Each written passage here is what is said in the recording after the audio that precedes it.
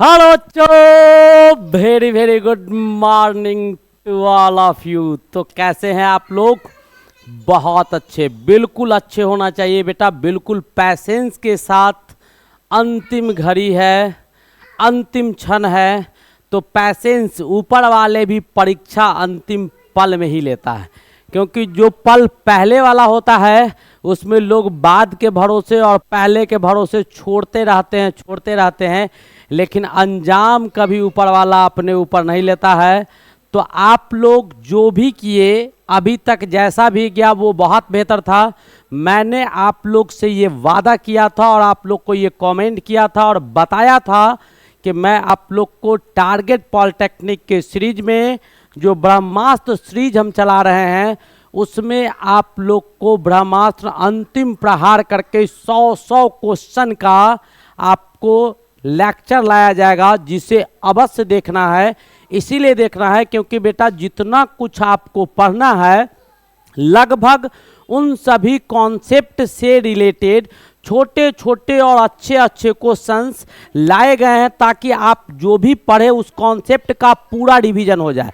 इसको लाने के पीछे मेरा उद्देश्य है पूरा रिवाइज करवाना। आपको पूर्ण रूपेण जो भी पढ़े हैं उसको पूरा क्या कर दिया जाए, रिवाइज करवा दिया जाए। बहुत सारे बच्चे हमारे नए चुनिंदे बच्चे सब हैं जिनका ये कमेंट था, मैंने देखा है कि सर बहुत देर हुई।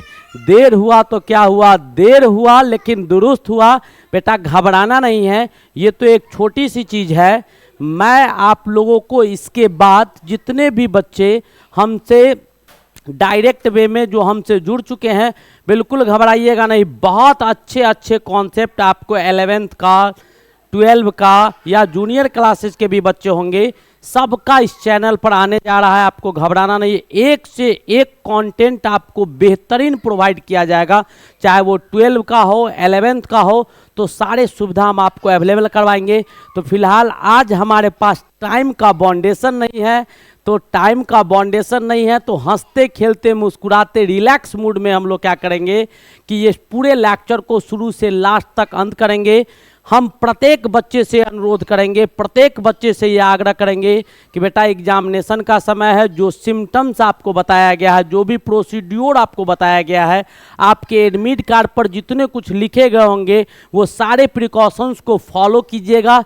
जितना भी संकेत वहां दर्शाया गया होगा सारे बिंदुओं को एक एक करके पूरा करना है, बिल्कुल लीगल वे में, इलीगल वे में कुछ नहीं करना है। बिल्कुल एग्जामिनेशन सेंटर पर हाफ एन आवर पहले पहुंचना है, बिल्कुल कंसंट्रेट होकर रहना है।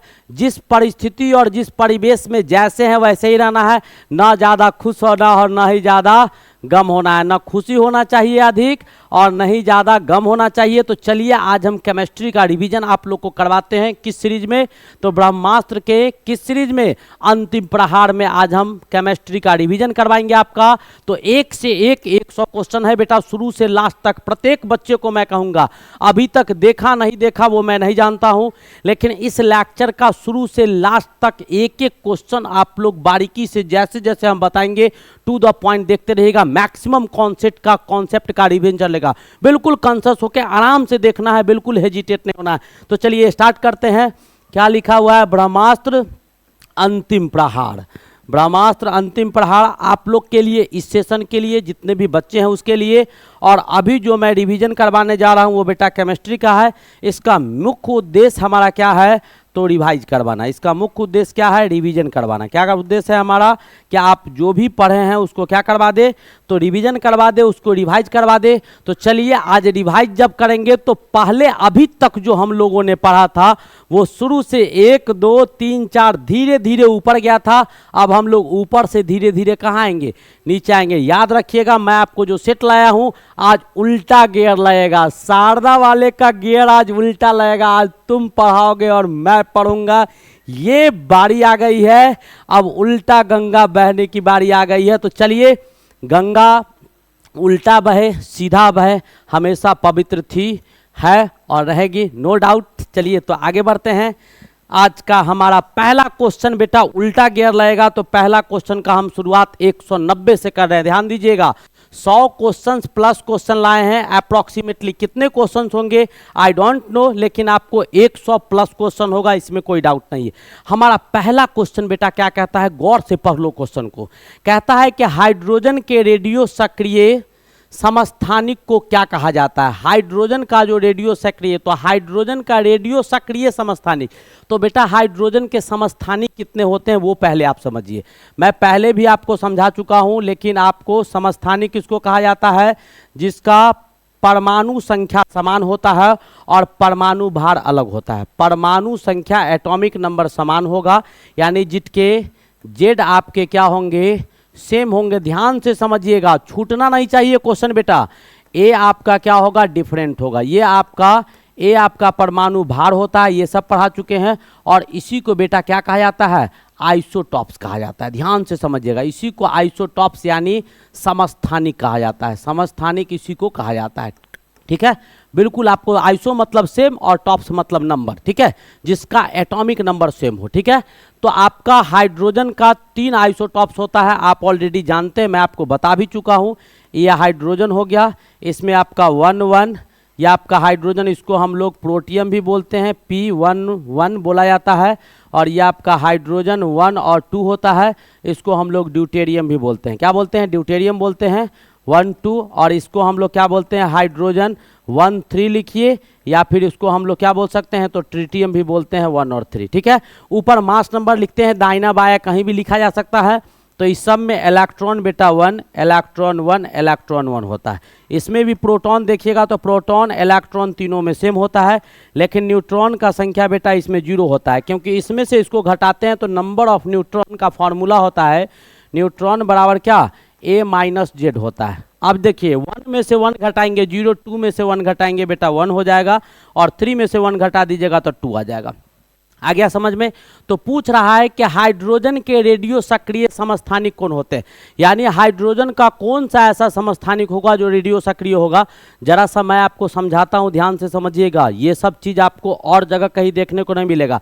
एक बात जान लो कि शेर अगर कहीं पे है, उसको अगर शेर से टकरा दिया जाए तो कुछ देर वो लड़ेगा, लेकिन शेर को अगर चूहा से टकरा दिया जाए और बिल्ली से टकरा दिया जाए तो वो नहीं लड़ पाएगा बेटा।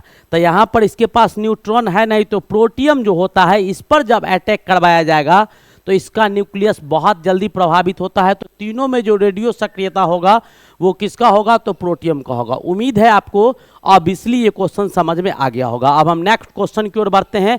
190 से बैक गियर लगेगा बेटा, उल्टा गियर लगाएंगे। सीढ़ी से तो ऊपर चढ़े, इतना दिन ऊपर चढ़ाए, अब ऊपर से खींच के नीचे लाएंगे तुम लोग को। चलिए नेक्स्ट क्वेश्चन हमारा क्या है सो देखिएगा। कहता है कि रेडियोधर्मी पदार्थ किस कण को उत्सर्जित करता है। रेडियोधर्मी पदार्थ यानी रेडियो एक्टिव पदार्थ क्या होता है बताए। रेडियो सक्रिय पदार्थ यानी एक ऐसा पदार्थ जो अल्फा बीटा गामा या फिर एक्सरे ऐसे बहुत सारे रे को बाहर निकलता हो, या जिससे बहुत सारे इलेक्ट्रोमैग्नेटिक किरण जो है वो बाहर निकलते हो, या जिससे लार्ज अमाउंट में ऊर्जा आपको बाहर निकलता हो, ठीक है, उसी को रेडियो सक्रिय पदार्थ कहा जाता है। ठीक है, तो अल्फा रेडियो सक्रिय पदार्थ कण को उत्सर्जित करेगा कौन, तो अल्फा बीटा और गामा, आपको तीनों दिया हुआ है। यह आपको अल्फा कण है, ठीक है, यह अल्फा दिया हुआ है, यह आपको गामा दिया हुआ है, और ये आपको बीटा दिया हुआ है। मैंने आपको अल्फा बीटा गामा के विषय में बहुत कुछ पढ़ाया है, तो ऑप्शन बेटा कौन हो जाएगा, तीनों का तीनों आपका होगा। नेक्स्ट क्वेश्चन हमारा क्या है, कहता है कि नाइलॉन है बेटा। नाइलॉन आपका पॉलीमर होता है। हम बहुत कुछ तो यहाँ नहीं बताएंगे, लेकिन आपको बहुत कुछ इतना हद तक बता देंगे कि आपको इससे संबंधित जो भी क्वेश्चन आएगा वो आपको छूटेगा नहीं। नाइलॉन आपका क्या होता है, पॉलीमर होता है। ये आपके बहुलक होते हैं, ठीक है। बहुलक किसको कहा जाता है, तो बहुत सारे एकलक की मदद से, बहुत सारे एकलक की मदद से, जैसे एक ईंट या अनेकों ईंट को जोड़ते हैं तो बहुत सारे ईंटों को जोड़ने के बाद दीवार बनता है। बहुत सारे दीवार को जोड़ने के बाद आपका एक घर तैयार होता है, कम से कम 4 दीवार तो होना चाहिए। बहुत सारे घर को अगर हम जोड़ देते हैं तो हमारा एक फ्लैट तैयार होता है। वैसे ही एक फ्लैट से एक बिल्डिंग होगा और बिल्डिंग से महल बन जाता है। वैसे ही बहुत सारे छोटे छोटे जो मोनोमर होते हैं एकलक, उसको जोड़ते हैं तो आपका किसका निर्माण होता है, पॉलीमर का। उसी का एक उदाहरण आपको नाइलॉन दिया हुआ है। तो कहता है कि नाइलॉन है, तो नाइलॉन क्या है, तो पॉलीएमाइड्स होता है। अब नाइलॉन क्या होता है, पॉलीएमाइड्स होता है। नेक्स्ट क्वेश्चन की ओर मूव करते हैं। आज का हमारा अगला क्वेश्चन क्या है, बिल्कुल घबराना नहीं है, पैसेंस रख के पढ़ना है। बेटा मैं आपको कहता हूं रिजल्ट आना ना आना क्या होगा, मानो क्या होगा, अगर नहीं होता है रिजल्ट तो क्या होगा, कुछ नहीं यार, यस नहीं तो दो। हम कोई काम भी करते हैं तो क्या होगा, या तो सफलता मिलती है नहीं तो असफलता मिलती है, लेकिन ऊपर वाले जो भी देता है ना बड़ी सोच समझ के देता है। हो सकता है कि कोई बच्चा, मैं आपको एक बहुत बड़ा चीज़ बताने वाला हूँ कि आपको ये पता होना चाहिए कि आपको जो कॉल्वे जो आपका खोजा था, कॉल्वे जो आपका ये लैबोरेटरी में प्रयोग करके बताया था कि इसका जो है ऑर्गेनिक कंपाउंड बनेगा, या कोई बच्चा सिंपली मानो कि बार बार प्रैक्टिस करता है, बहुत मेहनत करता है और बहुत मेहनत करने के बाद उसको असफलता नजर आता है। यानी आप ये देखेंगे कि वो बच्चा 10th में बहुत पढ़ा, यानी 18-20 घंटा मेहनत कर रहा है, फिर भी 4 विषय में 100 नंबर और 5वां विषय में 10 नंबर, ठीक है। 4 विषय में आपको 3 विषय में 100 नंबर, एक विषय में 80 नंबर, एक विषय में 15 नंबर आ गया, फिर भी वो किसी कारण से फेल कर जाता है। इट मीन्स क्या, वो पॉजिटिव वे में वर्क करता है लेकिन अनसक्सेस हो रहा है। क्या हो रहा है, अनसक्सेस हो रहा है। तो इसका मतलब है कि आपके लिए कुछ ऊपर वाला सोच रहा है जो बहुत बेहतरीन चीज होगा। ये हम नहीं कह रहे हैं, ये आपको हरवंश राय बच्चन कहा करते थे, ठीक है, अमिताभ बच्चन के पिताजी कहा करते थे, और ऊपर वाले जो भी सोचेगा बहुत बेहतर सोचेगा। चलिए नेक्स्ट क्वेश्चन हमारा क्या है, कहता है कि चट्टानों की आयु ज्ञात करने के लिए रेडियो एक्टिव आयु अंकन में किस समस्थानिक का प्रयोग किया जाता है। तो बेटा आपका इसमें कार्बन के भी एलोट्रॉप्स होते हैं, ठीक है, तो किस समस्थानिक का प्रयोग करेंगे, तो इसमें बेटा यूरेनियम का प्रयोग करते हैं। किसका करते हैं, यूरेनियम। जैसे नॉर्मल आयु कार्बन डेटिंग की मदद से हम लोग नॉर्मल आयु पेड़ पौधा या फिर स्केलेटन हम लोग का पता लगाया, डायनासोर चीज़ों का पता लगाया गया था, वैसे ही पृथ्वी या की आयु आपको, या चट्टानों की आयु, पृथ्वी या चट्टानों का आयु पता लगाने के लिए हम लोग किसका प्रयोग करते हैं, यूरेनियम का। नेक्स्ट क्वेश्चन क्या कहता है कि सामान्य किस्म का कोयला निम्न में से कौन सा है। तो कोयला के कई एक टाइप होता है बेटा। एंथ्रासाइट्स में 80 से 90% कोयला पाया जाता है, बिटुमीन में 77 से कितना 80% कोयला पाया जाता है, और लिग्नाइट में आपका 20 से ये हो गया और ये 27 से कम। तो ये सब दब किस्म का है, ठीक है। निम्न कोयला जो आपको न बहुत ज़्यादा अच्छा है और न बहुत ज़्यादा खराब है, तो वो बेटा बिटुमीन होता है जो आपको मुलायम भी होता है।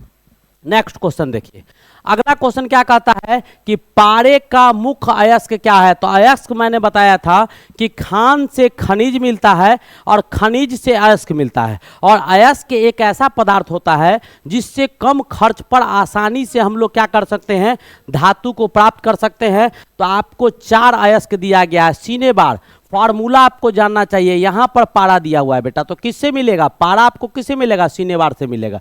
यह आपको पाइराइट है, इससे आयरन मिलेगा, यह आपको पायरुलिसाइट से इसके मैग्नीज मिलेगा, और इससे आपको बॉक्साइट एल्युमिनियम का बहुत अच्छा और होता है। नेक्स्ट क्वेश्चन हमारा देखिएगा, अगला क्वेश्चन क्या कहता है कि प्राकृतिक गैस जो नेचुरल गैस होता है उसमें मुख्यतः कौन सी गैस रहती है। तो नेचुरल गैस में बेटा जो मुख्य रूप से जो लीड रोल में गैस कोई पाया जाता है वो आपको कौन सा गैस पाया जाता है, तो मीथेन गैस पाया जाता है। हाईली कैलोरीफिक वैल्यू इसका बहुत अच्छा होता है।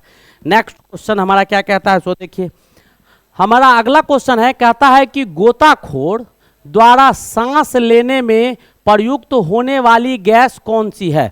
मैं आपको जरा बता दूं बेटा, गोताखोर जो होता है वो समुद्र की गहराई में बहुत नीचे जाता है। गोताखोर जब समुद्र की गहराई में बहुत नीचे जाता है तो वहां पर क्या होता है कि प्रेशर आपका बहुत घट जाता है। प्रेशर आपका क्या होता है, बहुत घट जाता है। तो प्रेशर जब घटेगा तो हवा का संचालन स्लो हो जाएगा। हवा का संचालन क्या हो जाएगा, स्लो हो जाएगा। तो वो क्या करता है कि अपने गैस सिलेंडर में, किसको, गैस सिलेंडर में ऑक्सीजन के साथ हीलियम गैस को ले जाता है। और हीलियम गैस को ले जाने के पीछे कारण है कि हीलियम गैस आपका अक्रिय गैस होता है। तो नीचे जिस प्रेशर में आपका गोताखोर रहता है अचानक नीचे से ऊपर आएगा और तुरंत अगर वो एटमॉस्फेयर में आएगा तो उसके ब्लड का सर्कुलेशन बढ़ेगा, तो उसको क्या हो सकता है, तो सारे भेन उसके फट जाएंगे और उसकी देहांत भी हो सकती है। तो वहाँ ऑक्सीजन उसको मिलता रहे सही मात्रा में, इसलिए ऑक्सीजन के साथ किसको, हीलियम गैस को ले जाता है। तो ये आपको समझ में आना चाहिए। ये गोताखोर ही नहीं, आप ऐसा ये भी कह सकते हैं कि जब आप ऊपर जाते हैं, जब आप ऊपर जाते हैं बहुत ऊंचा, तो वहाँ पर भी एटमॉस्फेयर कम होता है, तो वहाँ पर भी ऑक्सीजन के साथ हम लोग हीलियम गैस को मिला देते हैं। नेक्स्ट क्वेश्चन देखिएगा क्या कहता है, कार्बनिक यौगिक, कार्बनिक यौगिक में हाइड्रोजन के अतिरिक्त, तो कार्बनिक यौगिक बेटा ऑर्गेनिक कंपाउंड, कार्बनिक यौगिक कहने का मतलब क्या है, ऑर्गेनिक कंपाउंड। जो ऑर्गेनिक कंपाउंड आपके हैं जिसको हम लोग कार्बनिक यौगिक बोलते हैं, नाम से ही क्लियर है, कार्बनिक यौगिक यानी कार्बन से निर्मित।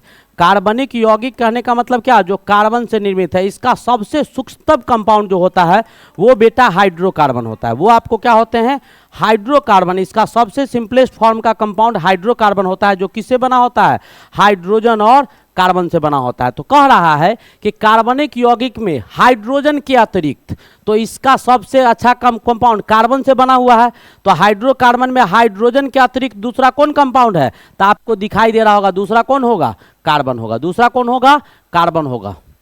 ठीक है, अतिरिक्त कौन सा तत्व समानतः पाया जाता है, तो कार्बन। नेक्स्ट क्वेश्चन, कुछ को छोड़कर कार्बन डाइऑक्साइड, कार्बन ट्राइऑक्साइड, ये सब कार्बन होता है, फिर भी कार्बनिक यौगिक नहीं होते, याद रखिएगा।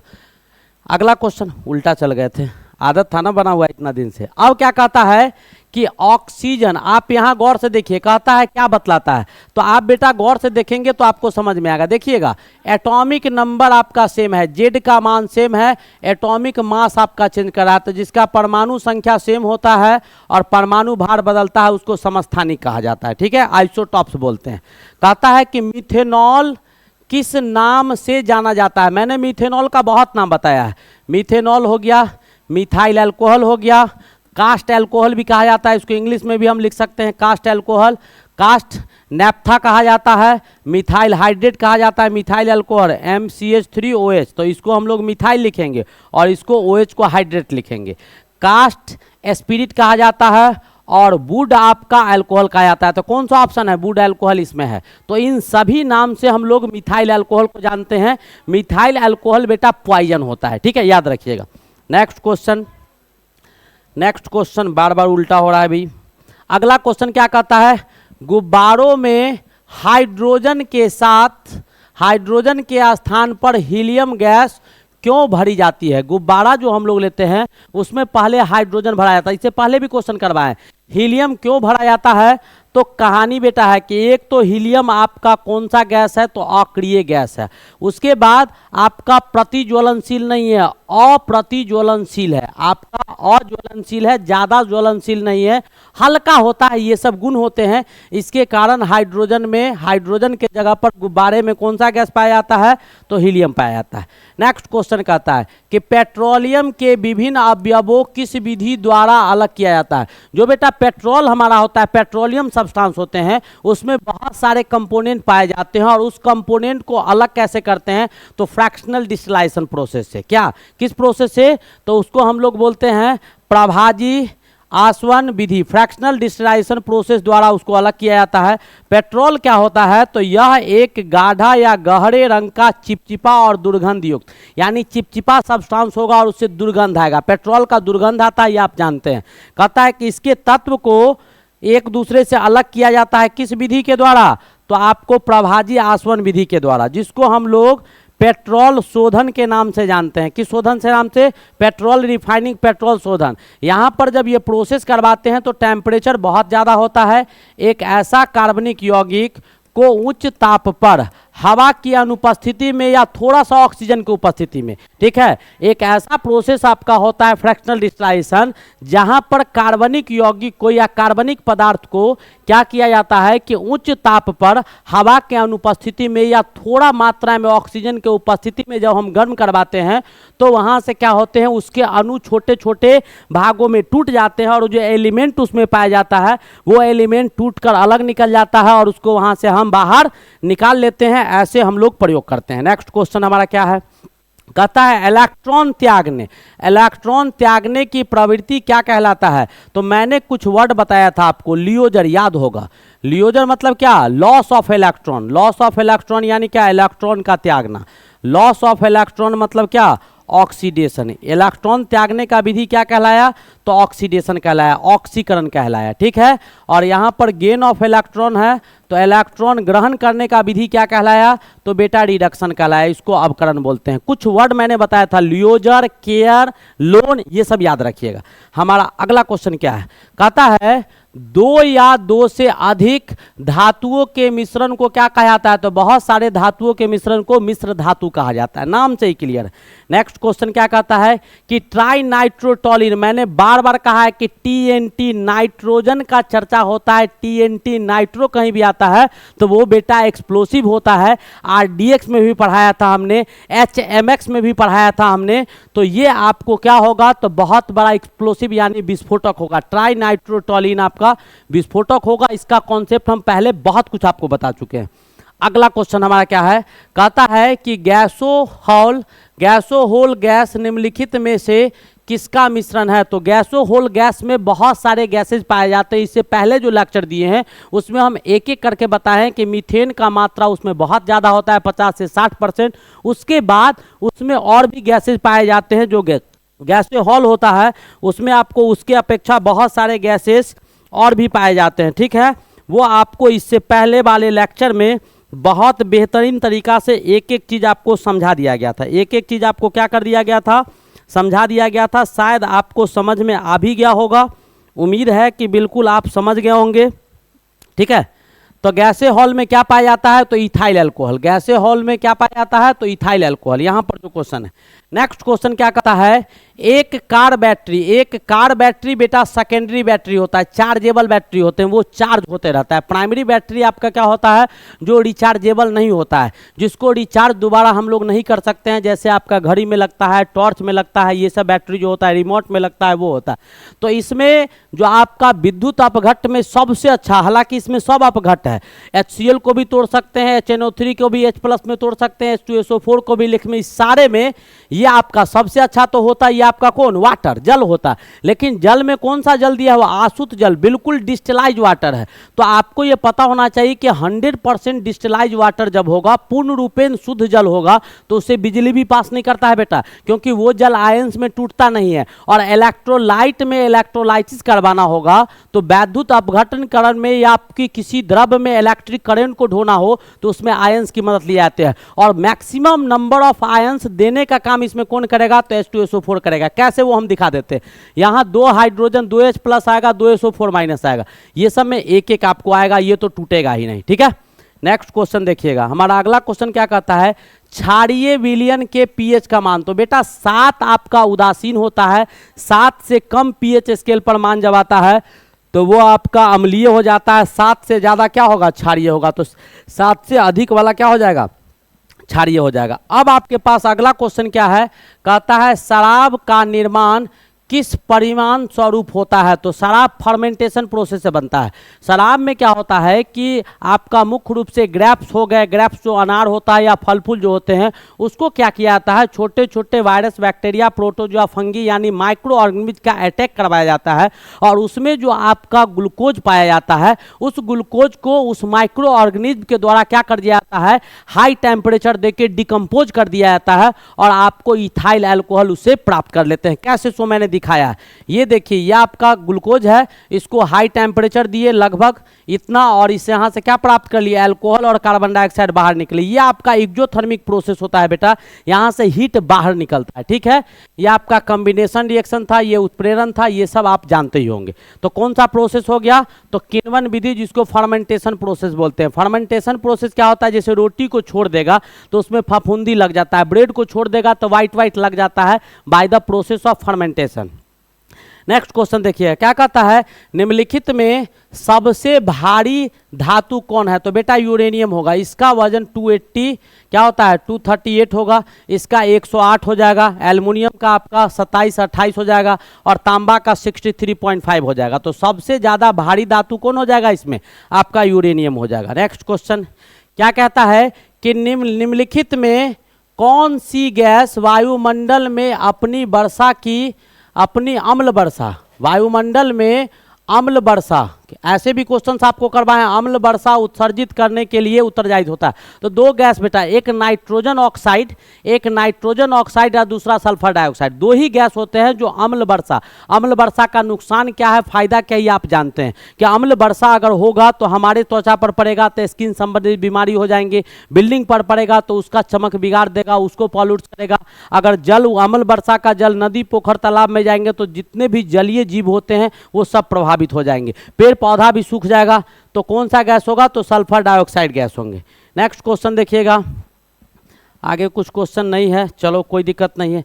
क्या कहता है कि वॉकमैन को किस खोज के लिए नोबेल पुरस्कार दिया गया था? तो स्ट्रेप्टोमाइसिन को खोजा था वॉकमैन, तो नोबेल पुरस्कार दिया गया था। नेक्स्ट क्वेश्चन कहता है कि प्रकाश संश्लेषण में पौधे द्वारा निम्न में से कौन सी गैस उपयोग की जाती है? तो गैस बेटा प्रकाश संश्लेषण में मात्र एक लगता है, और वो भी कार्बन डाइऑक्साइड। इसको छोड़कर 3 और चीज की आवश्यकता होती है। तो एक आपका क्लोरोफिल होता है, जिसके कारण ग्रीन पिगमेंट जो पौधा में पाया जाता है उसी को क्लोरोफिल बोलते हैं, जिसके कारण पौधा का रंग आपको हरा होता है। एक आपको वाटर होते हैं, 3 हो गया, और एक आपको सूरज का प्रकाश हो गया। ये 4 चीज की आवश्यकता होती है। तो कौन सा गैस? तो carbon dioxide, CO2। Next question क्या कहता है? नेक्स्ट क्वेश्चन कहता है कि हाइड्रोजन के समस्थानिक की संख्या कितना है? तो अभी चर्चा किए हैं, तो हाइड्रोजन का कितना समस्थानिक था? तो मात्र 3 समस्थानिक था। हमारा अगला क्वेश्चन क्या कहता है? वैद्युत अपघटन अवकरण किस पर होता है? तो मैंने आपको बताया था वैद्युत अपघटन में केयर एक वर्ड बताया था। केयर मतलब क्या? कैथोड। अपघटन अवकरण कहाँ होता है? कैथोड पर क्या होगा? तो रिडक्शन होगा। अभी मैंने बताया कि इस वर्ड को याद रखिएगा, क्वेश्चन बन जाएंगे। तो कैथोड पर अवकरण की क्रिया होती है कैथोड? बिल्कुल है sir, cathode is the correct answer. ठीक है, हम अगले क्वेश्चन की ओर मूव करते हैं। और RDX क्या होता है? तो बेटा मैंने अभी चर्चा की है, RDX जो होता है वो आपको RDX में आपको ट्राइनाइट्रोटोलिन, तो उससे भी ज़्यादा पावरफुल एक्सप्लोसिव सब्सटेंस होते हैं। ठीक है, उससे भी ज़्यादा पावरफुल आपका विस्फोटक कौन होता है? RDX होता है। तो क्या होता है? RDX एक बाप का विस्फोटक होता है, एक प्रबल विस्फोटक होता है, ऐसे कह सकते हो इसको। नेक्स्ट क्वेश्चन क्या कहता है कि शराब यानी वाइन में निम्न में से क्या उपस्थित होता है? तो वाइन में बेटा इथाइल अल्कोहल उपस्थित होता है, मिथाइल अल्कोहल नहीं। CH3OH आपको ये भी अल्कोहल है, लेकिन ये उपस्थित नहीं होता है क्योंकि ये जहर होता है बेटा। ये क्या होता है? जहर होता है। लेकिन इथाइल अल्कोहल C2H5OH जो होगा ये आपको वाइन में अवेलेबल होते हैं, ये आपको वाइन में पाया जाता है। ठीक है, जितना चाहिए उतना अमाउंट में। ठीक है, हमारा अगला क्वेश्चन क्या है सो देखिएगा। वनस्पति घी का गलनांक शरीर के ताप से हमेशा कम होना चाहिए। शरीर का ताप हमारा 37 डिग्री सेल्सियस होता है। तो वनस्पति घी जो होते हैं वो वनस्पति घी यानी वनस्पति से जो प्राप्त किया जाता है तेल और ये सब जो घी प्राप्त करते हैं वो आपको हमेशा शरीर के तापमान से कम ही होना चाहिए। अगला क्वेश्चन क्या कहता है कि बायोगैस का मुख्य घटक कौन सा है? तो बायोगैस में बेटा आपको 50 से 60% आपको क्या पाया जाता है? 50 से 70% आपको मीथेन पाया जाता है। कार्बन डाइऑक्साइड आपको 25 से 40% पाए जाते हैं। इसके बाद भी बहुत सारे गैस पाए जाते हैं, जैसा हाइड्रोजन हो गया, उसके बाद आपके वाष्प हो गए, अमोनिया हो गया, नाइट्रोजन हो गया। ये सारे गैस आपको किस में? बायोगैस में पाए जाते हैं। ठीक है, हमारा अगला क्वेश्चन क्या है सो देखिए। क्या कहता है कि नाभिक से निकलने वाली विकिरणे में किसकी वेधन क्षमता सर्वाधिक होती है? तो बेटा न्यूक्लियर रिएक्शन जब होगा, जब नाभिकीय अभिक्रिया होगा, तो वहां से 3 रे मुख्य रूप से निकलता है, अल्फा बीटा। और अल्फा बीटा जब निकलता है तो अल्फा बीटा के संयोजन से ही गामा रे का भी फॉर्मेशन होता है। तो अल्फा बीटा और गामा ये 3 रे निकलते हैं। उसमें सबसे ज्यादा पेनेट्रेशन पावर जो छेदने की क्षमता होती है या वेदने की क्षमता होती है वो आपको गामा रे का होता है। किसका होता है? तो गामा किरण को भेदने की क्षमता सबसे ज्यादा पाई जाती है। हमारा अगला क्वेश्चन क्या है सो देखिए। क्या कहता है कि भूप्रपटी कहने का मतलब बेटा अर्थ क्रस्ट यानी पृथ्वी का जो सतह है में सर्वाधिक पाए जाने वाले तत्व कौन है? तो भूप्रपटी में सबसे ज्यादा जो पाया जाता है वो बेटा आपका ऑक्सीजन पाया जाता है। लगभग आपको ये 46% हमारा भूप्रपटी के भाग में 46% क्या पाया जाता है? तो ऑक्सीजन पाया जाता है। 46% आपको ऑक्सीजन का अमाउंट हमारे भू प्रॉपर्टी में होता है। ये आपको जानकारी में होना चाहिए, बिल्कुल क्या होना चाहिए? ये आपको जानकारी में होना चाहिए। एल्युमिनियम और उसके बाद आपका सिलिकॉन होता है 28%, एल्युमिनियम 8.1% और आयरन 6%, यानी ये आपका 46% होता है। सिलिकॉन आपका 28% होता है।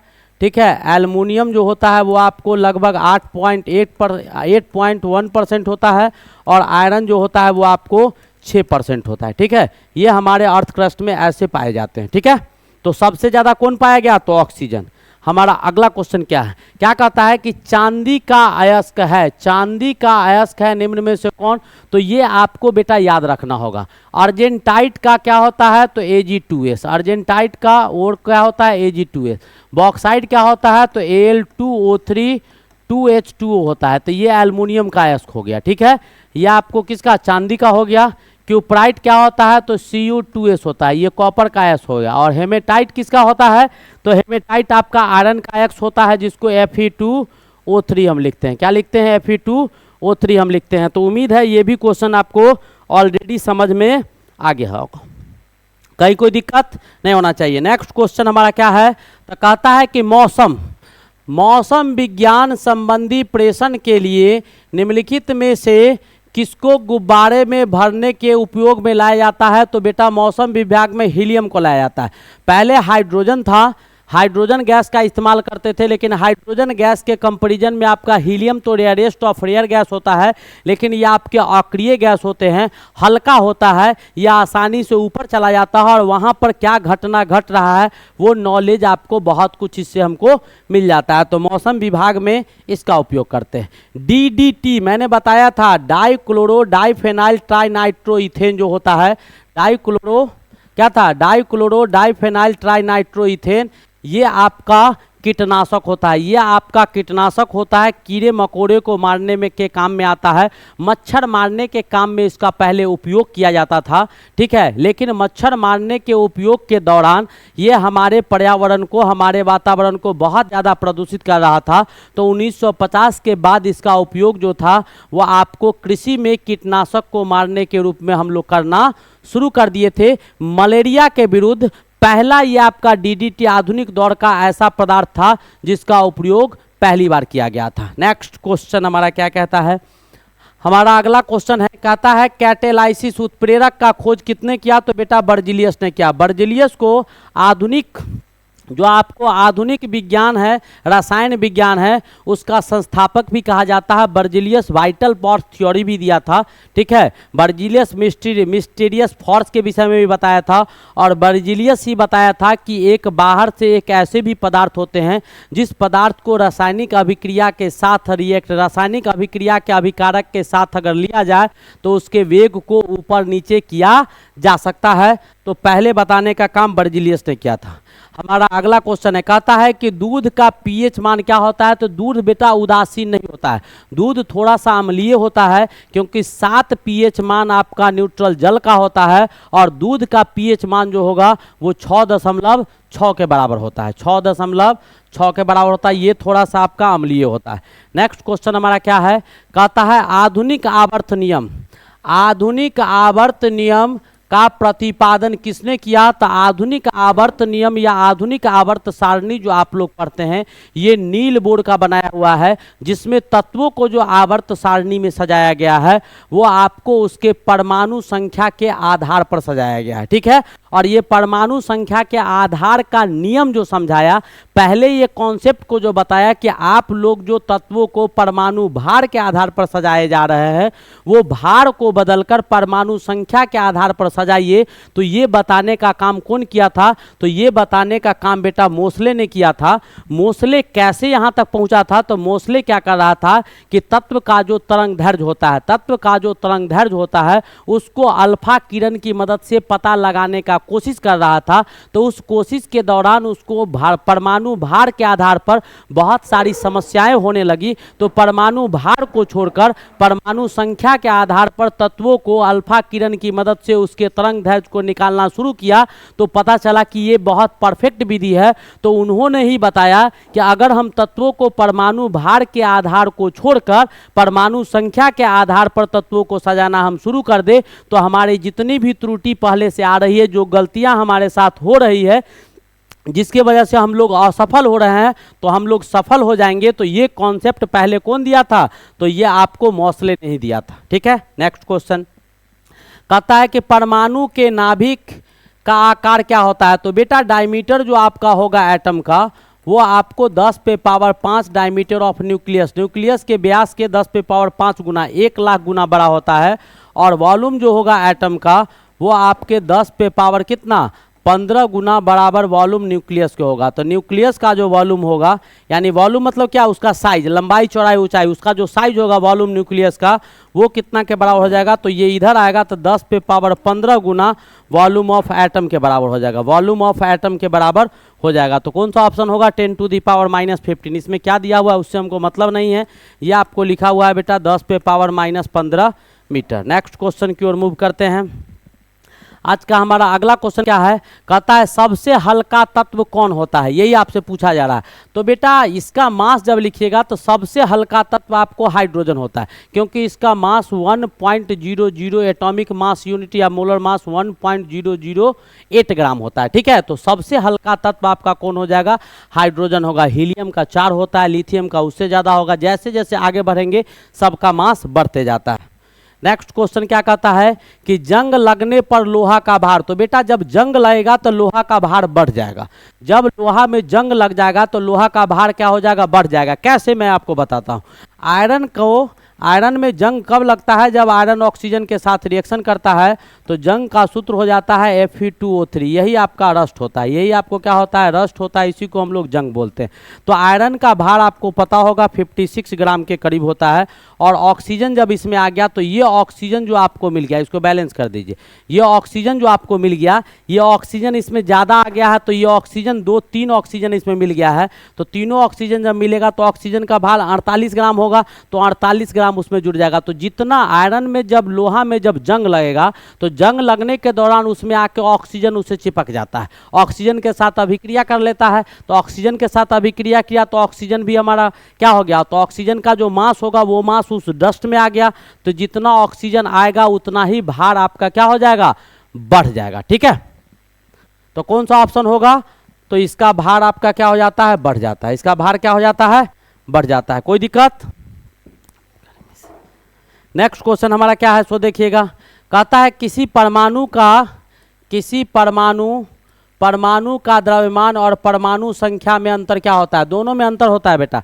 परमाणु द्रव्यमान जो होते हैं वो आपको जितने भी आपको एलिमेंट पाए जाते हैं उस एलिमेंट का जो मास होता है, उसके जो आइसोटॉप्स होते हैं, उसका जो समस्थानिक होगा, उस समस्थानिक के मास का जो एवरेज मास होता है, औसत मास होता है, वही आपको किसी भी परमाणु का क्या होगा, परमाणु द्रव्यमान कहलाएगा। वही आपको परमाणु द्रव्यमान कहलाएगा, जो आपको फ्रैक्शन में भी हो सकता है, यानी आपको वो पूर्णांकीय संख्या में भी पाया जा सकता है या भिन्न संख्या में भी पाया जा सकता है। जबकि परमाणु संख्या जो होगा या द्रव्यमान संख्या जो होगा वो एक पूर्ण संख्या होता है जो भिन्न संख्या में नहीं पाया जाता है। तो दोनों में काफ़ी डिफरेंसेज होते हैं। तो कहता है कि दोनों के बीच का जो डिफरेंसेज होगा उसी को हम लोग द्रव्यमान क्षति बोलते हैं। क्या बोलते हैं, जो अंतर आएगा उसी को द्रव्यमान क्षति कहा जाता है। नेक्स्ट क्वेश्चन हमारा क्या है, अगला क्वेश्चन कहता है कि गैसों के विसरण का नियम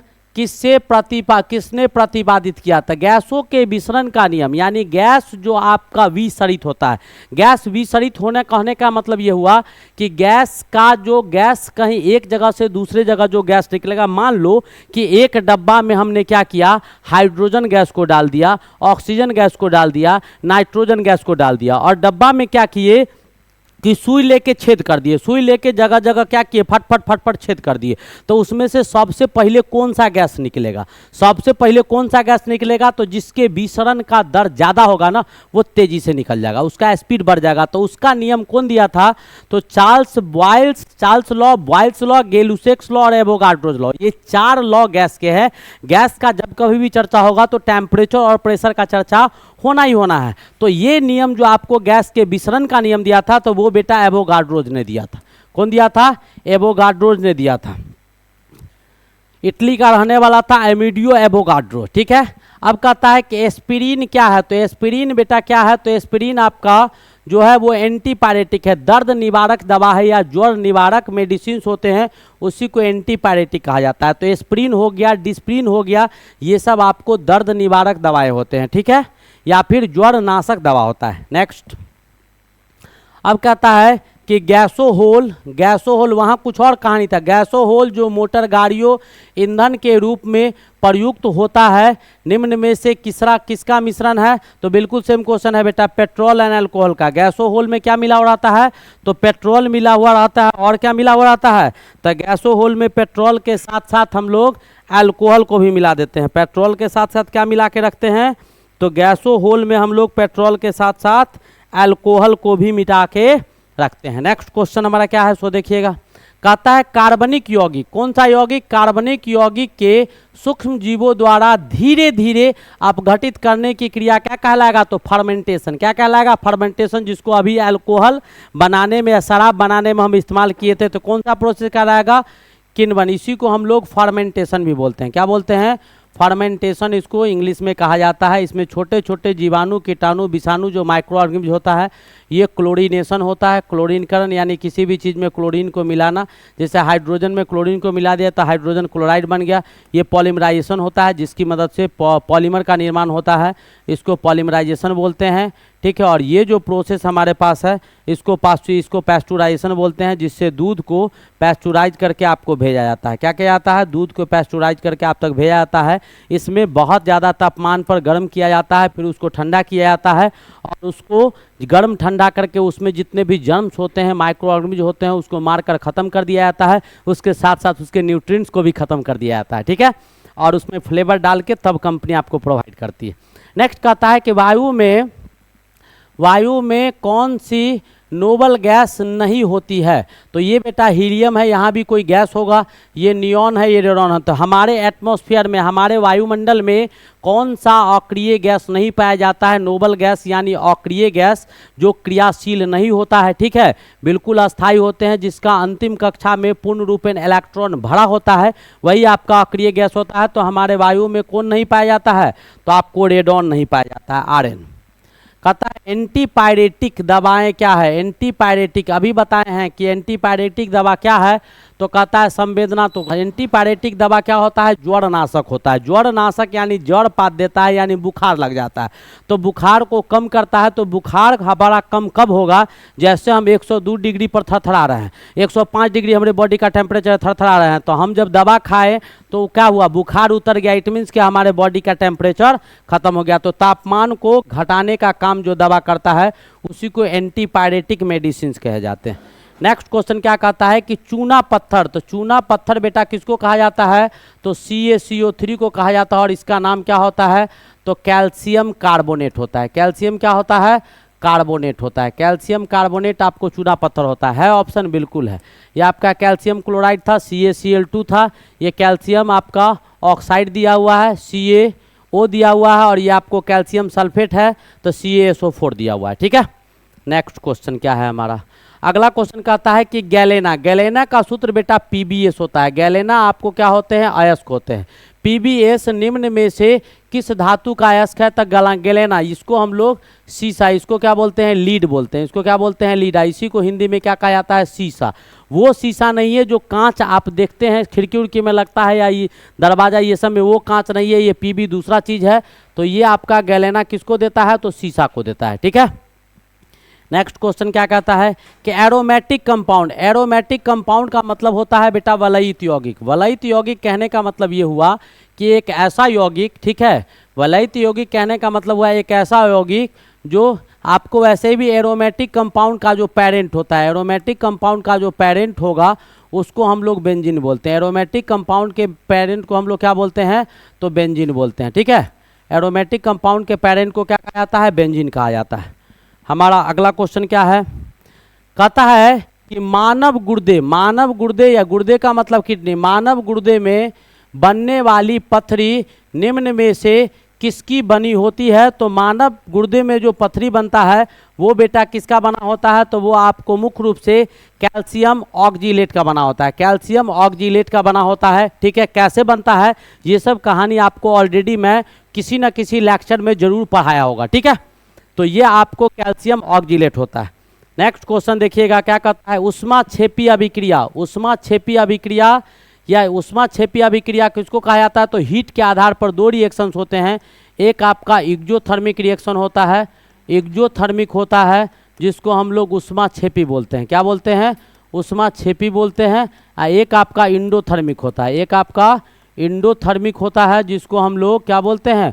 ऊष्माशोषी बोलते हैं। क्या बोलते हैं? ऊष्माशोषी अभिक्रिया बोलते हैं। तो एक ऊष्माशोषी है, एक ऊष्माक्षेपी है। तो इसमें क्या होगा कि हीट बाहर निकलेगा। हीट क्या होगा? बाहर निकलेगा। इसमें हीट आपको बाहर निकलेगा और इसमें क्या होगा? तो हीट आपको देना पड़ेगा। इसमें क्या होगा? तो हीट आपको देना पड़ेगा। हीट क्या होगा? तो देना पड़ेगा। एक में हीट देना पड़ेगा और दूसरा में हीट बाहर निकलेगा। ठीक है, तो आपको ऊष्माक्षेपी कौन हो जाएगा? तो ऊष्माक्षेपी जो हीट मुक्त करता है, यानी जो हीट देता है हमको, जिससे हीट बाहर निकलता है, वो आपको ऊष्माक्षेपी हो जाएगा। हमारा अगला क्वेश्चन क्या है? कहता है कि पोजिट्रॉन, पोजिट्रॉन किसका प्रतीकन है? तो एंटी पार्टिकल्स, पोजिट्रॉन यानी इलेक्ट्रॉन का जो एंटी पार्टिकल्स होगा, इलेक्ट्रॉन के जो एंटी पार्टिकल्स होंगे वो आपके क्या हो जाएंगे? एंटी पार्टिकल्स जो इलेक्ट्रॉन का होगा वो आपको क्या हो जाएगा? एंटी मतलब उल्टा ई प्लस हो जाएगा और इसी को हम लोग क्या बोलते हैं? पोजिट्रॉन बोलते हैं। इसी को क्या बोलते हैं? पोजिट्रॉन बोलते हैं। और इसी का दूसरा नाम बीटा प्लस भी होता है। ठीक है, मास भी जो पोजिट्रॉन का निकालिएगा, पोजिट्रॉन यानी ई प्लस का जो मास होगा वो बेटा सेम होगा, इलेक्ट्रॉन के बराबर 9.11 गुने 10 पे पावर -31 kg। और ई प्लस पर जो चार्ज होगा वो भी इलेक्ट्रॉन के बराबर होगा, बशर्ते कि वहाँ निगेटिव था, यहाँ क्या हो जाएगा? पॉजिटिव। 1.602 into 10⁻19 coulomb. ठीक है, तो ये आपका किसका एंटी पार्टिकल्स होता है? तो इलेक्ट्रॉन का होता है। किसका होता है? इलेक्ट्रॉन का होता है। नेक्स्ट क्वेश्चन देखिएगा, अगला क्वेश्चन क्या है? कहता है कि अति मुलायम खनिज टाल्क सोप स्टोन मुख्यतः है। खनिज टाल्क सोप स्टोन जो मुख्यतः होगा वो आपका किसका होगा? तो मैग्नीज का होगा। किसका होगा? मैग्नीशियम का होता है। किसका होता है? मैग्नीशियम का होता है। ठीक है, नेक्स्ट क्वेश्चन क्या कहता है कि संचायक बैटरी जो हीट को संचित करके रखता है, बैटरिया में निम्नलिखित में से कौन सी धातु का प्रयोग किया जाता है? संचायक धातु में कौन सा धातु का प्रयोग करते हैं? तो बेटा इसमें मुख्य रूप से जो है आपको लीड का प्रयोग किया जाता है। आप लीड स्टोरेज बैटरी का नाम सुने होंगे, लीड स्टोरेज बैटरी भी आता है, जिसको आपको लायन बैटरी का भी नाम सुने होंगे, लायन, उसमें भी यही पाया जाता है। लीड स्टोरेज बैटरी बहुत अच्छा बैटरी होता है, लायन बैटरी। हम जो अभी बोल रहे हैं और इसमें जो लगा हुआ है वो आपको लायन कंपनी का ही बैटरी लगा हुआ है। क्या कहता है? लीड स्टोरेज बैटरी होता है। ये भी आपको सेकेंडरी बैटरी होते हैं, रिचार्जेबल बैटरी होता है। तो कहता है आपका जो क्वेश्चन था कि संचायक बैटरी, संचायक मतलब क्या? जो ऊर्जा को, वैद्युत ऊर्जा को संचित करके रखता है, कंजर्व करके रखता है। तो संचायक बैटरी में निम्नलिखित में से कौन सी धातु का प्रयोग किया जाता है? तो बेटा सीसा का प्रयोग किया जाता है। किसका किया जाता है? सीसा का किया जाता है। नेक्स्ट क्वेश्चन, आंसू गैस क्या होता है? तो आंसू गैस के विषय में मैंने आपको बताया था। आंसू गैस क्या होता है? तो क्लोरो एसीटोफेनॉल होता है। क्लोरो एसीटोफेनॉल यानी CCl3 क्या होता है? आंसू गैस क्या होते हैं? तो क्लोरो एसीटोफेनॉल होते हैं। आंसू गैस आपके क्या हो जाएंगे?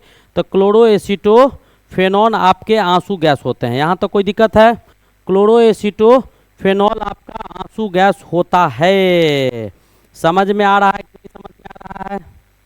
क्लोरो एसीटोफेनॉल यानी CCl3NO2, CCl3NO2, इसका फॉर्मूला क्या हो जाएगा?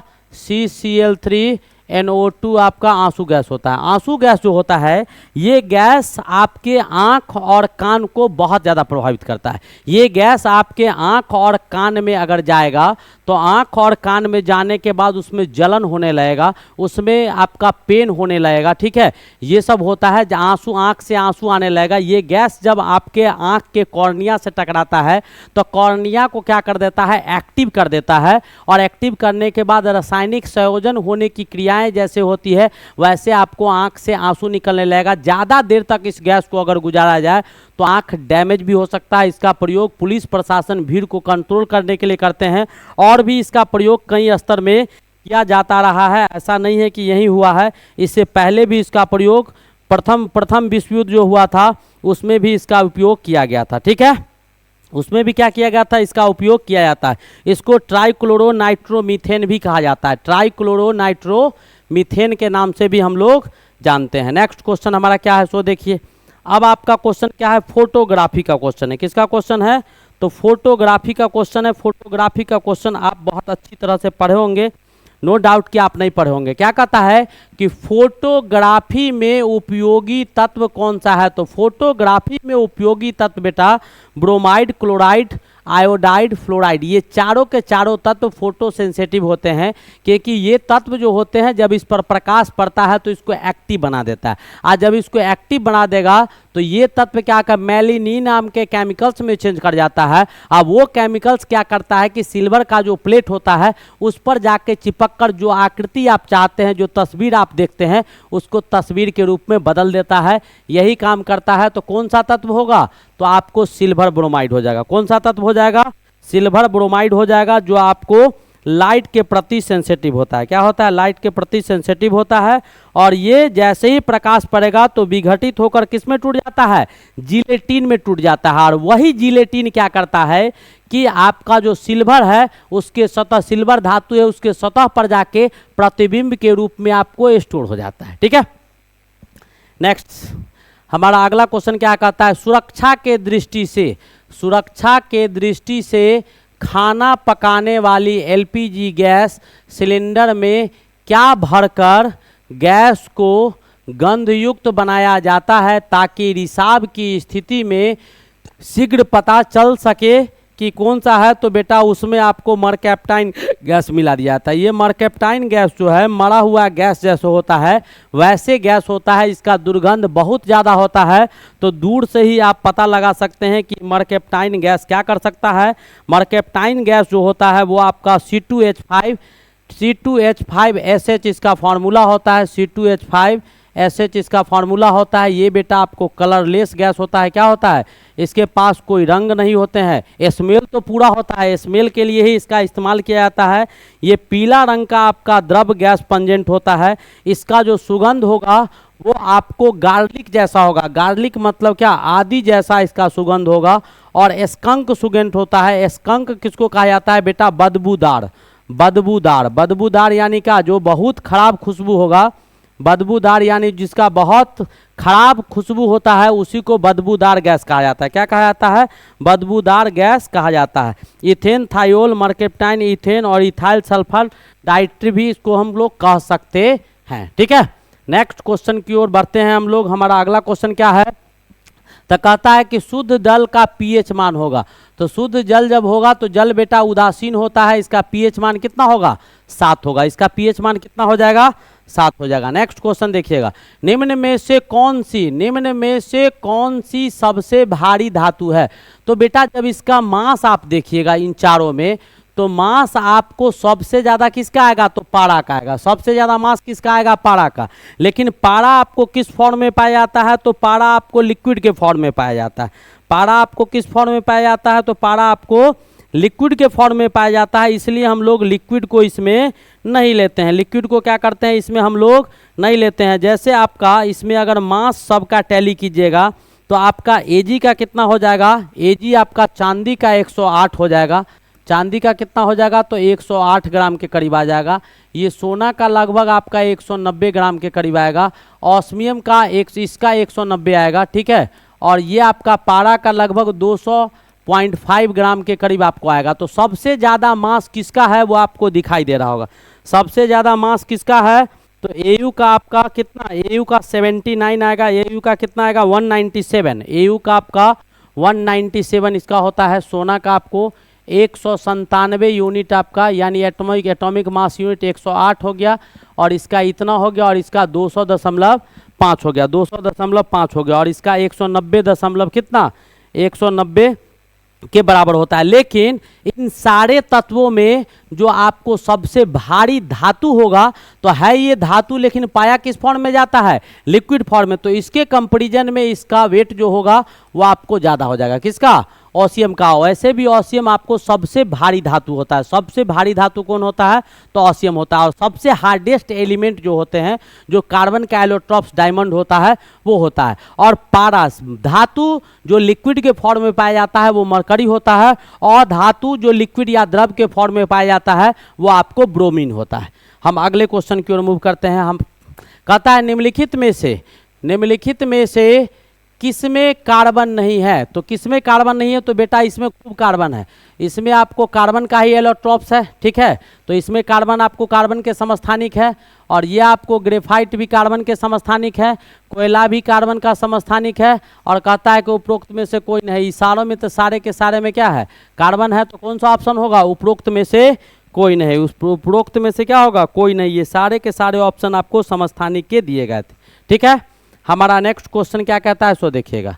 कहता है कि एसीटिलीन, एसीटिलीन जो है, एसीटिलीन का मूलानुपाती सूत्र, मूलानुपाती सूत्र बेटा एम्पिरिकल फार्मूला को कहा जाता है। एम्पिरिकल फार्मूला को मूलानुपाती सूत्र कहा जाता है। एम्पिरिकल फार्मूला जो होगा उसको मूलानुपाती सूत्र कहा जाता है, ठीक है। जैसे हार्ड वाटर का सूत्र आपको H2O2 होता है, ठीक है, और इसका एम्पिरिकल फार्मूला, तो ये आपका मॉलिक्यूलर फार्मूला हो गया। कौन सा फार्मूला हो गया, मॉलिक्यूलर फार्मूला हो गया। कौन सा फार्मूला, तो मॉलिक्यूलर फार्मूला, ये आणविक सूत्र हो गया। और इसी का एम्पिरिकल फार्मूला आपको लिखने के लिए क्या है, एम्पिरिकल फार्मूला, तो ये दो दो कट जाएगा, क्या आएगा, HO आ जाएगा। क्या आ जाएगा, HO आ जाएगा। वैसे ही आपको एसीटिलीन जो होता है वो आपको एसीटिलीन का दूसरा नाम हम लोग लिख सकते हैं बेटा, इथाइलिन लिखते हैं। इसका दूसरा नाम क्या होता है, इथाइलिन भी होता है। और केमिकल फार्मूला क्या हो जाएगा, C2H2। इसके स्ट्रक्चर्स जो हो जाएंगे वो आपको ये हो जाएंगे, ठीक है। और इसका जब मॉलिक्यूलर फार्मूला आपका ये हो गया, ये आपका मॉलिक्यूलर फार्मूला है, ठीक है, ये मॉलिक्यूलर आणविक सूत्र है। और इसका जब एम्पिरिकल फार्मूला आप लिखेंगे, मूलानुपाती फार्मूला जब इसका लिखेंगे, तो ये 2 कट जाएगा, क्या आ जाएगा, CH। तो कौन सा ऑप्शन हो जाएगा, this is your correct option, this is your correct option. No doubt कि ऑप्शन आपको समझ में नहीं आया होगा। नेक्स्ट क्वेश्चन की ओर मूव करते हैं। कहता है खाना बनाने में प्रयोग की जाने वाली गैस मुख्यतः है। तो खाना बनाने में जो हम प्रयोग करते हैं, तो इन सारे गैसों में बेटा मीथेन का उपयोग किया जाता है। क्यों किया जाता है, क्योंकि मीथेन का कैलोरीफिक वैल्यू बहुत ज़्यादा होता है। कैलोरीफिक वैल्यू जो होगा वो बहुत ज़्यादा होगा। कैलोरीफिक वैल्यू, कैलोरीफिक मान क्या होता है, किसी भी पदार्थ के 1 ग्राम को जलाने के बाद जो कैलोरी में आपका भार प्राप्त होता है, कैलोरी में जो भार कहते हैं, कैलोरी में जो आपका ऊर्जा प्राप्त होता है उसी को कैलोरीफिक वैल्यू कहा जाता है। तो वो आपको मीथेन गैस का बहुत ज़्यादा होता है। क्या होता है, मीथेन का आपको बहुत ज़्यादा होता है, इसलिए हम लोग इसका प्रयोग करते हैं। इसीलिए क्या करते हैं हम लोग इसका प्रयोग करते हैं। वो आपको उम्मीद है समझ में आ गया होगा। नो डाउट कि आपको समझ में नहीं आया होगा। हम अगले क्वेश्चन की ओर मूव करते हैं। कहता है यूरिया, आपका यूरिया जो है वो आपका उर्वरक में नाइट्रोजन किस रूप में पाया जाता है। तो यूरिया का सूत्र क्या होता है बेटा, तो यूरिया का सूत्र आपको होता है NH2CO NH2 आपको दिया हुआ है। अब कहता है कि यूरिया उर्वरक में, उर्वरक यानी क्या, मैन्योर, उर्वरक यानी क्या, मैन्योर में जो ऑर्गेनिक अति कंपोस्ट होता है मैन्योर में, ठीक है,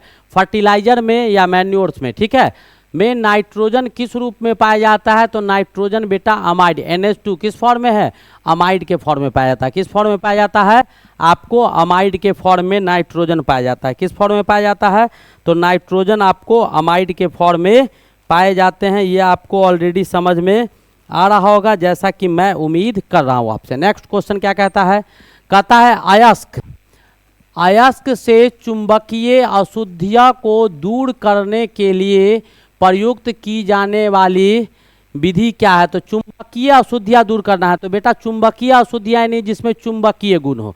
तो जिसमें चुंबकीय गुण होगा इसका मतलब मैग्नेटिक प्रॉपर्टी है।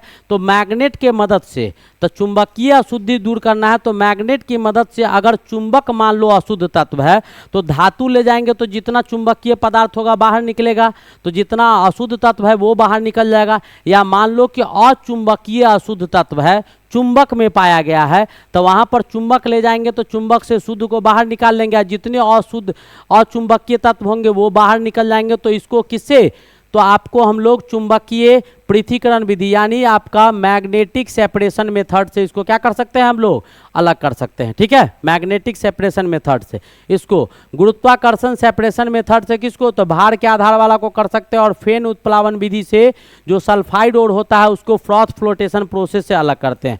और कैल्सिनेशन तो आप पढ़े ही हैं, रोस्टिंग, कैल्सिनेशन सब पढ़ाए हैं आपको।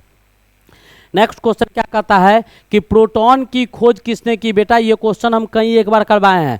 तो प्रोटॉन के खोज में मुख्य श्रेय आपको गोल्डस्टीन का भी नाम आएगा और रदरफोर्ड का भी नाम आएगा, ठीक है। दोनों को टिक करेगा, ठीक है। और नाम जो प्रोटॉन का प्रोटॉन रखा था तो वो आपको रदरफोर्ड रखा था। खोजा कब गया था तो डिस्कवरी ऑफ न्यूक्लियस का प्रयोग जब करवा रहे थे नाभिक के खोज का, या अल्फा स्कैटरिंग एक्सपेरिमेंट का जो प्रयोग हो रहा था उसके दौरान इसको खोजा गया था, ठीक है। समझ में आ रहा है?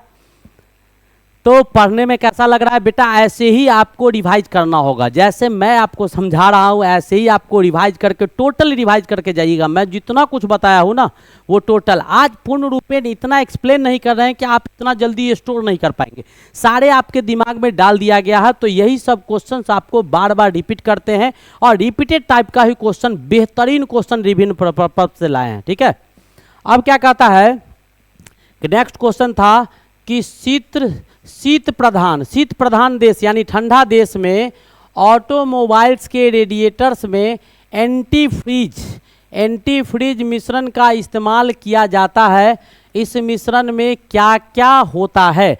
अब कहता है कि जो ठंडा प्रदेश है या ठंडा देश है वहाँ पर रेडिएटर में, आप गर्मी के समय में देखते होंगे बस के आगे देखिएगा भौरा के छत्ता की तरह ऐसे करके एक बना होता है, ठीक है। जैसे भौरा का छत्ता होता है वैसा वो रेडिएटर होता है, उसमें देखिएगा कि पानी डाल के रखता है। वो इंजन को ठंडा करने का काम करता है, इंजन को क्या करता है? ठंडा करता है। गर्मी के समय में क्या देखिएगा, पानी डालने के बाद उसके आगे एक कवर आता है जिसको ड्राइवर खोल देता है, हवा भी लगने देता है, ताकि गर्मी में बहुत ज़्यादा गर्मी इंजन का है और बाहर भी गर्मी है तो तेज़ी से वो ठंडा हो, इसीलिए ऐसा किया जाता है। तो कहता है कि उसमें आप क्या करते हैं कि पानी जम न जाए, ताकि इंजन, जमा हुआ पानी तो इंजन को ठंडा करेगा नहीं, तो वो जम नहीं जाए उसके लिए एंटी फ्रीज यानी पानी को जमने से रोकने के लिए उसमें एंटी फ्रीज तत्व डाल दिया जाता है। और पूछा जा रहा है कि वही एंटी फ्रीज तत्व में कौन कौन चीज़ पाए जाते हैं, तो पानी के साथ इथिलीन ग्लाइकोल को मिला दिया जाता है। इथाइलिन ग्लाइकोल को पानी के साथ मिला देते हैं तो वो आपको ठंडा रखता है। कैसे? मैं आपको बताता हूं। जैसे आप विक्स लगा लीजिएगा, इथाइलिन ग्लाइकोल की मात्रा उसमें भी आपको थोड़ा बहुत रहता है। जैसे इसका प्रयोग, ग्लाइकोल का प्रयोग आप लोग हीरो हीरोइनी जब आंसू बहाना होता है, झूठ फूस का कोई बाप दादा उसका मर जाता है तो वहाँ पर अगर आंसू बहाना होता है तो वो नहीं आता है, तो ग्लिसरीन का ही प्रयोग हम लोग करते हैं और उसके बाद उससे आंसू निकालते हैं। तो यहाँ पर आपको पानी और इथाइलिन ग्लाइकोल का इस्तेमाल किया जाता है। नेक्स्ट क्वेश्चन क्या कहता है कि इथाइलिन के बहुलीकरण के फलस्वरूप जो प्लास्टिक प्राप्त होता है, इथाइलिन का क्या करवाए? इथाइलिन का बहुलीकरण करवाए। तो इथाइलिन आपका क्या हो जाएगा बेटा? CH2 डबल बॉन्ड CH2 होगा। आज जब इसका बहुलीकरण करवा दीजिएगा तो ये आपका इथाइलिन है। इसका बहुलीकरण कैसे होगा वो हम आपको बता देते हैं, ठीक है। यहाँ से क्या हो जाएगा कि एक बॉन्ड ये टूट जाएगा, और जैसे ही टूटेगा तो ये आपको कन्वर्ट हो जाएगा किस में? CH2। इसको ऐसे लिख लो तो थोड़ा ज़्यादा इंटरेस्टिंग लगेगा, ठीक है। ऐसे लिखते हैं तो ज़्यादा इंटरेस्टिंग लगेगा। यहाँ से इसको हम क्या करेंगे कि थोड़ा सा परिवर्तन कर देंगे, इसको स्क्रैच आ गया है थोड़ा सा इसमें, ठीक है, पसीना का। अब इसके बाद क्या करेंगे इसमें हम कि इसको जैसे ही तोड़िएगा एक बॉन्ड आपका टूटेगा तो ये बन जाएगा CH, और ये सिंगल बॉन्ड इधर CH और एक बॉन्ड खाली इधर, एक बॉन्ड खाली इधर। तो इथाइलिन ये आपका मोनोमर है, ये आपका क्या है? मोनोमर है। मोनोमर है, मोनोमर ये बहुत सारे ले लेते हैं। क्या लिए? बहुत सारे, इसकी संख्याओं को बहुत सारा ले लिया और इसको मिला दिया और यही एन आपस में मिल गया। तो ये बहुत सारा यौगिक था, एक एक करके अलग था। और जैसे एक ईंटा था यानी 1000 ईंटा अलग अलग रखा हुआ था, अब हजारों ईंटा को एक साथ जोड़ दिए तो दीवार बन गया। तो वैसे ही यहाँ पर ये एक अलग था और इसको सबको एक साथ जोड़ दिए तो ये आपका पॉलीथीन हो गया। ये क्या हो गया? इथीन से जो इथीन को पॉलीमराइज करके जो बना उसी को हम लोग क्या बोलते हैं? पॉलीथीन बोलते हैं। क्या बोलते हैं?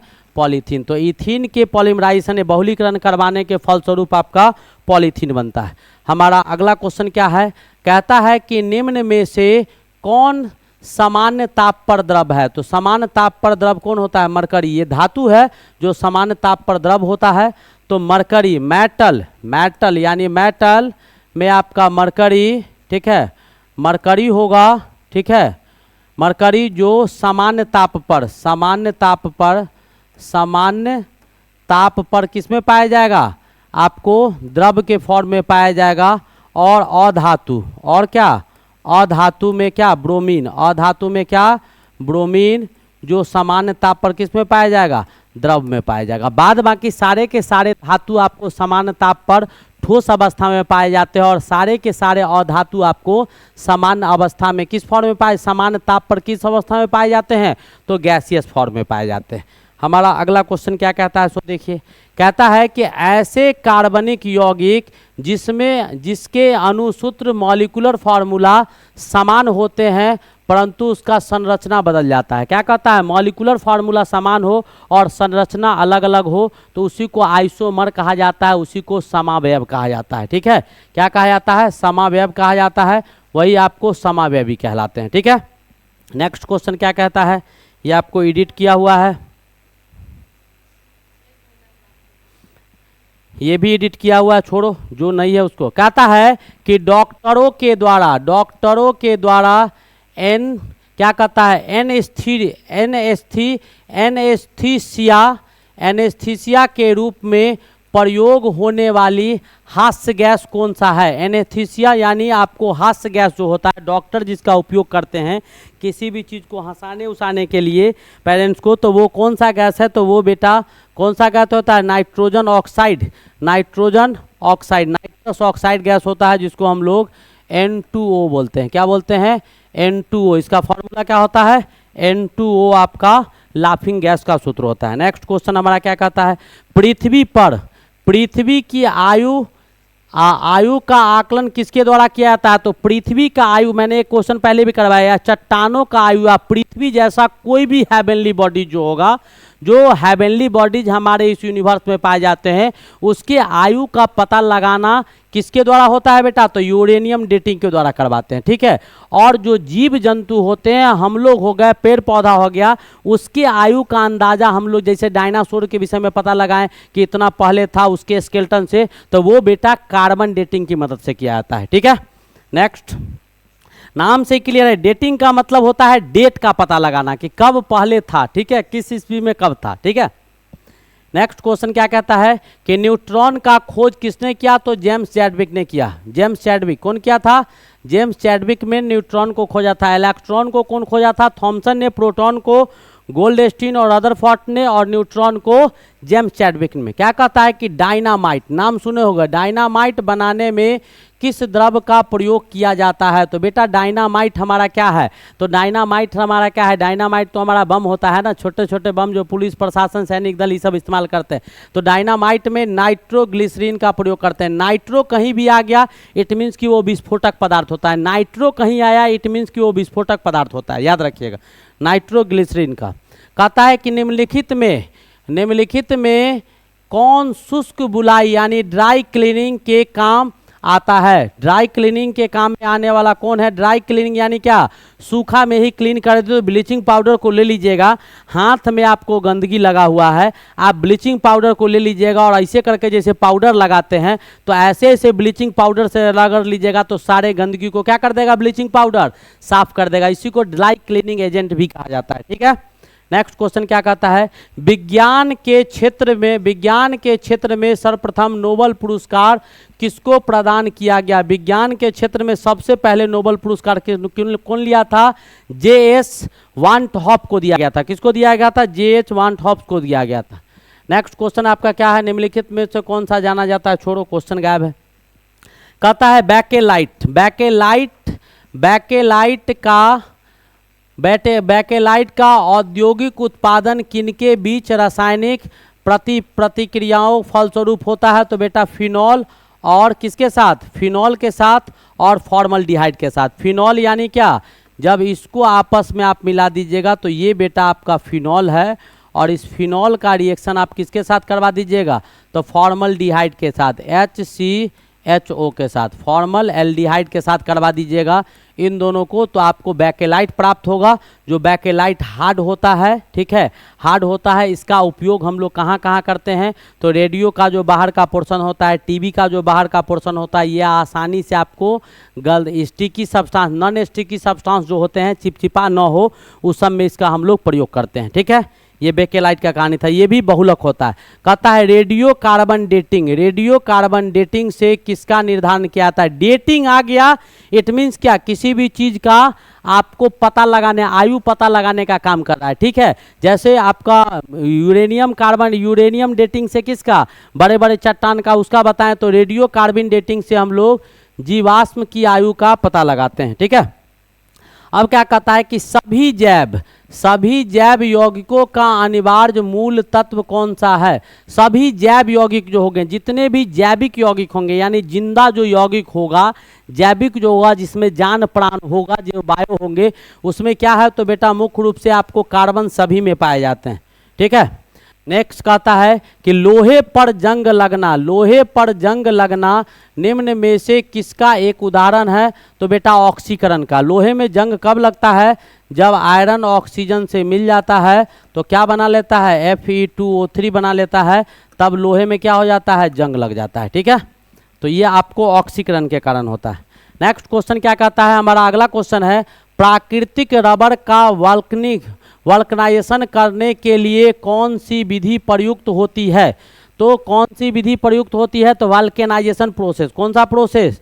तो वल्केनाइजेशन प्रोसेस का हम लोग प्रयोग करते हैं, या गंधक के साथ। वल्केनाइजेशन में क्या क्या आता है? जो हमारा प्राकृतिक रबर है उसकी एक टेंडेंसी होती है बेटा कि बाहर से फोर्स लगाइएगा तो वो तुरंत चिपक जाएगा, और चिपकने के बाद उसकी ऐसी स्थिति आ जाएगी कि वह बाहर से फोर्स हटाने, बल हटाने के बाद फिर से वह अपने जो जिस आकार में था वो मुख्य आकार में वापस नहीं आ पाता है। इसीलिए हम उस रबर के साथ क्या करवाते हैं तो डाइसल्फाइड लिंकेज करवा देते हैं, सल्फर का डाइसल्फाइड लिंकेज करवा देते हैं, उसके स्ट्रेंथ मजबूत हो जाते हैं, और उसके बाद आपको ये प्रॉपर्टी उसमें से क्या हो जाता है?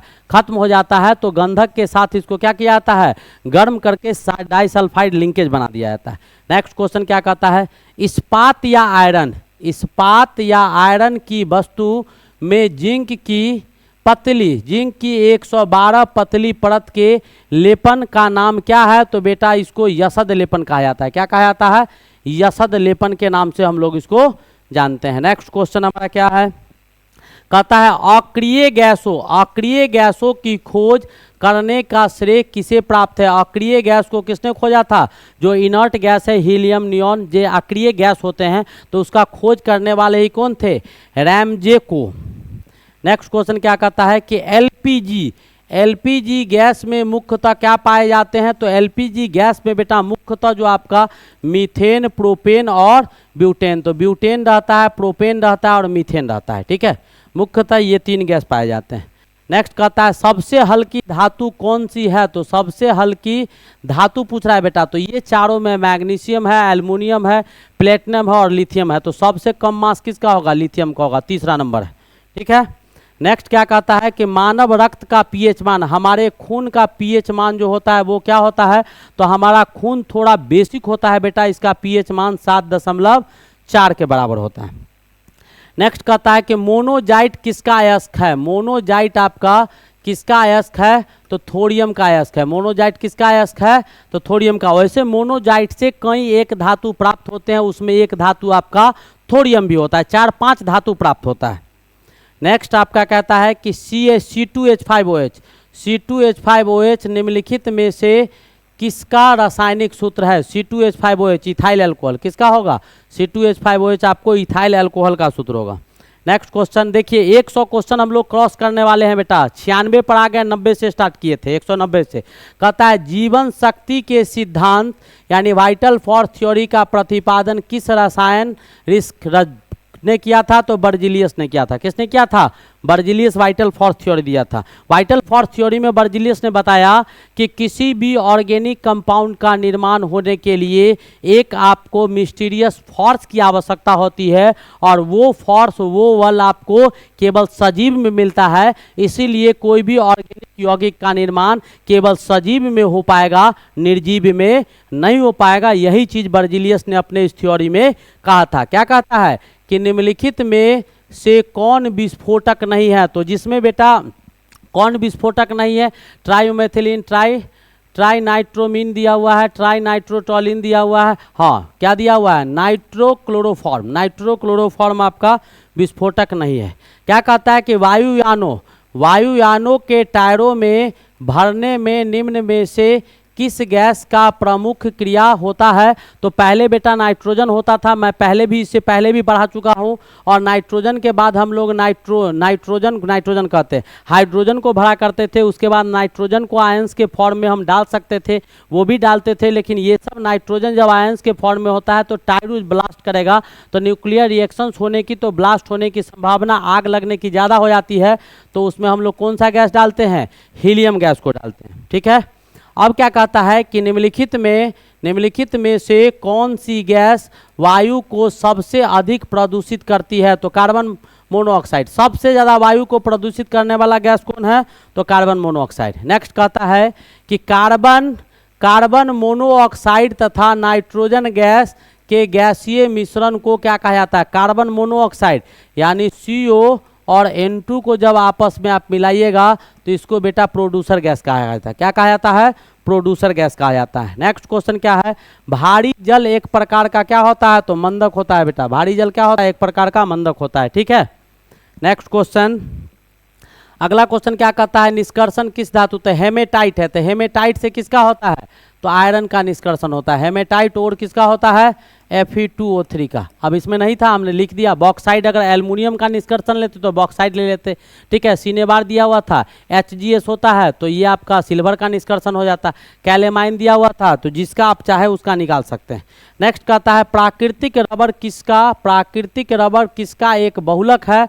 तो बेटा आइसोप्रीन की मदद से, आइसोप्रीन एकलक है, इसकी मदद से प्राकृतिक रबर का निर्माण होता है, तो उसका बहुलक आपको प्राकृतिक रबर हो गया। अब देखिए, पहले कहते थे थैंक यू, अब इतना देर बाद आपको थैंक यू का मौका मिला, आप लोग यहाँ तक हमारे बने लगे, इसके लिए बहुत बहुत धन्यवाद और बहुत बहुत शुक्रिया।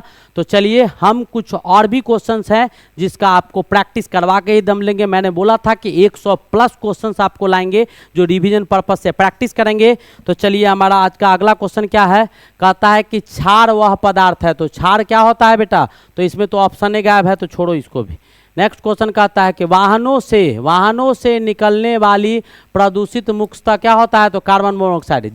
जितने भी हमारे व्हीकल्स है उससे मुख्य रूप से जो प्रदूषित गैस निकलते हैं वो आपको कार्बन मोनोऑक्साइड। क्या कहता है कि एल्केलाइन का सामान्य सूत्र क्या होता है? एल्केनाइन का। तो अल्केन का बेटा क्या होता है? तो अल्केन का हमारा सामान्य सूत्र होता है CnH2n+2 होता है। और अल्कीन का हमारा सामान्य सूत्र क्या होता है? तो ये आपका CnH2n हो जाता है। और अल्काइन का हमारा सामान्य सूत्र क्या हो जाता है? तो CnH2n-2 हो जाता है। ठीक है, तो अल्काइन का क्या हो जाएगा? CnH2n-2। ठीक है, इसमें सिंगल बॉन्ड, इसमें डबल बॉन्ड और इसमें ट्रिपल बॉन्ड होता है। नेक्स्ट क्वेश्चन क्या कहता है कि मानव निर्मित प्रथम कृत्रिम रेशा कौन सा है? मानव के द्वारा जो निर्मित किया गया है वो प्रथम रेशा कौन सा है? तो बेटा नाइलॉन फाइबर है। नाइलॉन आपका मानव के द्वारा सबसे सिंथेटिक आपका पॉलीमर है। क्या कहता है कि अधिक मात्रा में इथाइल अल्कोहल सेवन करने पर किस अंग पर बुरा असर पड़ता है? तो बेटा ज़्यादा मात्रा में पिएगा ना शराब को तो तुम्हारा पहले लीवर में सूजन आ जाएगा, लीवर फूल जाएगा, दर्द करने लगेगा। और सप्ताह में भी 3-4 बार भी आप अगर पीते हैं और ओवर डोज ले लिए, इट मीन्स कि आपका लीवर गया काम से। लीवर क्या हो गया? गया काम से। नेक्स्ट क्वेश्चन क्या कहता है कि सूक्ष्म जीवों को नष्ट करने के लिए प्रयुक्त पदार्थ क्या कहलाता है? तो जो सूक्ष्म जीव को नष्ट करेगा उसको प्रतिजैविक बोलेंगे। एंटीबैक्टीरियल पदार्थ जिसको कहा जाता है, जिसको प्रतिजैविक पदार्थ भी हम लोग बोलते हैं। हमारा अगला क्वेश्चन क्या है? कहता है कि कैम्फर मतलब कपूर होता है, नहीं, कहता है कि कपूर को किस विधि द्वारा शुद्ध किया जाता है? तो by the process of sublimation, ऊर्ध्वपादन विधि। एक ऐसा विधि होता है, कपूर हो गया, नैप्थलीन हो गया, इस सब को जब आप जलाइएगा तो वो सीधा किस में बदल जाएगा? सीधा गैस में बदल जाएगा, लिक्विड में नहीं बदलता है। ठीक है, नेक्स्ट आपका क्या है? कहता है निम्नलिखित बहुलक, यानी निम्नलिखित में से कौन सा बहुलक आपका निम्नलिखित में कौन नेचुरल पॉलीमर है? नेचुरल यानी प्राकृतिक बहुलक है। कैसा है? प्राकृतिक बहुलक है। तो आपका प्राकृतिक बहुलक इसमें दिखाई दे रहा है कौन? स्टार्च आपका कौन सा बहुलक है? तो आपका प्राकृतिक बहुलक आपका स्टार्च है। तो इस प्रकार हमने क्या किया? लगभग इस पूरे सेट में हम लोगों ने 125 क्वेश्चंस का प्रैक्टिस किया, 125 क्वेश्चंस को रिवाइज करवाएं। अब आप लोग क्या कीजिएगा, बिल्कुल इत्मीनान से, शांति से, एक एक कॉन्सेप्ट जो बोल बोल के इसमें समझाया गया है, आपको बताया गया है, सारे कॉन्सेप्ट को ब्रह्मास्त्र के अंतिम प्रहार का रिवाइज कीजिएगा, देखिएगा, सोचिएगा, समझिएगा। और बिल्कुल बेटा इसी पैटर्न से आपको 125 या 100 प्लस क्वेश्चंस जो होगा, 100 प्लस क्वेश्चंस मैं आपको फिजिक्स का भी रिवीजन करवाऊंगा और केमिस्ट्री और मैथ का भी रिवीजन करवाऊंगा। तरीका आपका यही होगा, बिल्कुल सिंपल एंड इजी मेथड से आपको क्या करवाया जाएगा, एक एक करके बताया जाएगा। ज़्यादा तोड़े और ज़्यादा समझाए नहीं है, क्योंकि वो ज़्यादा समझने और तोड़ने का अब समय नहीं रह गया है। अब आप लोग ध्यान लगा के पढ़ते रहिएगा। कहीं कोई प्रॉब्लम हो तो आप बेहिचक हमसे कांटेक्ट कर सकते हैं, कोई डाउट नहीं है। तब आप लोग क्या कीजिए, हंसते खेलते मुस्कुराते पढ़ते रहिए। तब तक के लिए best of luck, thank you, wait for the next lecture, best wishes for your next coming examination.